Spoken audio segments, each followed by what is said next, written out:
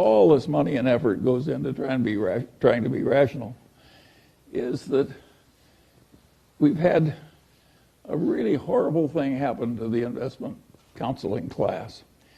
And that is, these index funds have come along and they basically beat everybody. And not only that, the amount by which they beat everybody is roughly the amount of cost of running the operation and making the changes in investments. So you have a whole profession that is basically being paid for accomplishing practically nothing. This is very peculiar. This is not the case with bowel surgery or even the criminal defense bar and the law or something. They have a whole profession where the chosen activity they've selected, they can't do anything. Now, in the old days, the people in the profession always had some of this problem. And they rationalized as follows: we are saving our clients from the insurance salesman and the stockbroker, the standard stockbroker that serves the active trader. And they were saving people from the life insurance salesman and the hustling stockbroker who liked active trading. And I suppose in the sense that the investing class is still saving those people from an even worse fate. But it is very peculiar when a whole profession that works so hard and is so admirable, and the members of which we are delighted when they marry into our families, and they just can't do what the profession is really trying to do, which is get better than average results. Now, how is that profession handling this terrible situation as index investing gets more and more popular, and including by a lot of fancy places? Well, I'll give you a very simple answer. They're handling it with denial. They have a horrible problem they can't fix, so they just treat it as non-existent. This is a very stupid way to handle a problem. Now, it may be good when you're thinking about your own death, which you can't fix, and just denial all the way to the end. But in all the practical fields of life, this problem thoroughly understood is half solved or better coped with. So it's wrong to have all these people in just a state of denial and doing what they've always did year after year and hoping that the world will keep paying them for it, even though an unmanaged index is virtually certain to do better. And I don't have any solution for this problem. I do think that index investing, if everybody did it, won't work. But for another considerable period, index investing is going to work better than active stock picking, where you try and know a lot. In the investment world, it involves an enormous amount of high IQ people be more skillful than normal. Hardly imagine another activity that gets so much attention. And weird things have happened. And years ago, one of our local investment counseling shops, a very big one, they were looking for a way to get an advantage over other investment counseling shops. They reasoned as follows: we've got all these brilliant young people from Wharton and Harvard and so forth, and they work so hard trying to understand business and market trends and everything else. And if we just asked each one of our most brilliant men for their single best idea, then created a formula with this collection of best ideas, we would outperform averages by a big amount. And that seemed plausible to them because they were ill-educated. That's what happens when you go to Harvard and Wharton. And so they tried it out, and of course it failed utterly. So they tried it again, and it failed utterly. And they tried it a third time, and it also failed.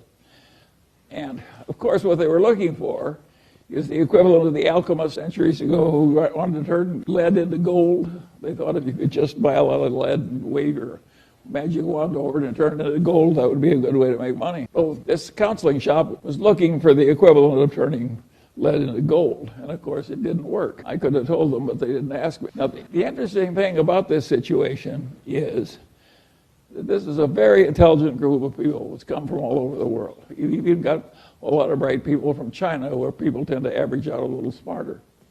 And the issue is very simple. It's a simple question. Why did that plausible idea fail? Just think about it for a minute. You've all been to fancy educational institutions. I'll bet you there's hardly one in the audience who knows why that thing failed. That's a pretty ridiculous demonstration I'm making. How can you not know that?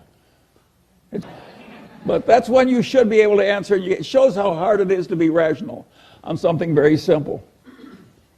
How hard it is, how many kind of crazy ideas people have and they don't work. You don't even know why they don't work, even though it's perfectly obvious if you've been properly educated. Now, at a place like Berkshire Hathaway or even the Daily Journal, we've done better than average. And now there's a question, why has that happened? Why has that happened? And the answer is pretty simple. We tried to do less. We never had the illusion we could just hire a bunch of bright young people and they would know more than anybody about canned soup and aerospace and utilities and so on and so on and so on. We never had that dream.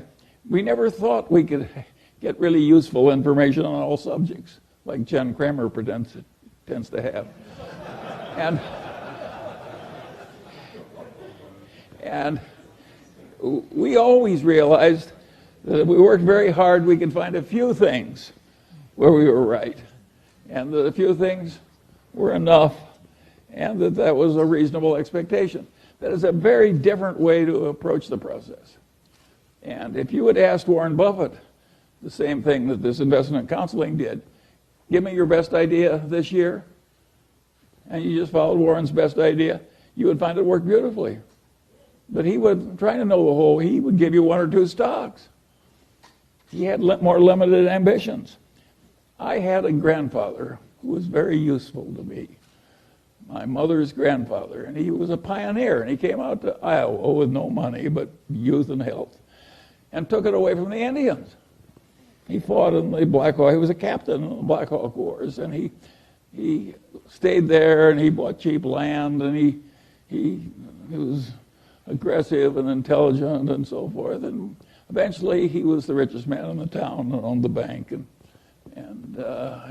highly regarded in a huge family and a very happy life. And he had the attitude, having come out to Iowa when the land was not much more than $1 an acre, and having stayed there until that black topsoil created a modern, rich civilization in some of the best land in the world. His attitude was that in a favored life like his, when you were located in the right place, you just got a few opportunities if you lived to be about 90. And the trick in coming out well was seizing a few opportunities that were your fair share that came along when they did. And he told that story over and over again to the grandchildren who hung around him all summer. And my mother, who had no interest in money, remembered the story and told it to me. But I'm not my mother's natural imitator, and I knew Grandpa Hingham was right. And so I always knew from the very first, when I was a little boy, that the opportunities that were important that were going to come to me were few, and that the trick was to prepare myself for seizing the few that came. This is not the attitude they have at a big investment counseling thing. They think if they study a million things, they can know a million things. And of course, the result is almost nobody can outperform an index. Whereas I sit here with my Daily Journal stock, my Berkshire Hathaway stock, my holdings in Lilu's Asian fund, my Costco stock, and of course I'm outperforming everybody. And I'm 95 years old. And I practically never have a transaction. And the answer is I'm right and they're wrong. And that's why it's worked for me and not for them. This was an incredible tidbit of information that Charlie Munger shared, and I really want to continue making videos just like this, so remember to subscribe and hit that notification bell for more. Also remember to like this video. Thank you so much for watching, everybody, and remember to comment, what do you think about Charlie Munger's important information about the stock market itself? And what do you think of Charlie Munger and Warren Buffett? Do you like them? Do you want more videos just like this? Remember to leave it in the comments. Thank you so much for watching, everybody, and I will see you, hopefully, in the next video.